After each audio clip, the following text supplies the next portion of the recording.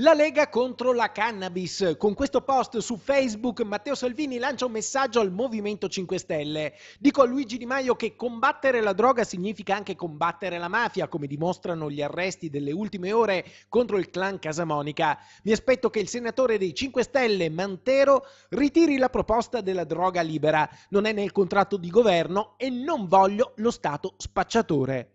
Nel giro di poche ore la battaglia politica contro la droga arriva anche al Veneto e la discussione si allarga anche ai negozi della cosiddetta cannabis leggera, quella che, va specificato, non ha principio attivo. Il sindaco di Vicenza, Francesco Rucco, e quello di Treviso, Mario Conte, diffondono un comunicato ufficiale in cui scrivono: sosteniamo con forza la battaglia del ministro dell'Interno Matteo Salvini per la chiusura di tutti i cannabis shop che non fanno altro che incentivare il consumo di sostanze illegali. In un momento storico in cui si è abbassata l'età media di primo consumo di sostanze stupefacenti e in cui i giovani hanno facile accesso allo sballo, è necessario bloccare la diffusione di questi negozi. La droga, concludono i due sindaci, non è light, non è aggregazione e non è divertimento, è soltanto distruzione. Concetto che Francesco Rucco ribadisce con questo videomessaggio che manda a Rete Veneta.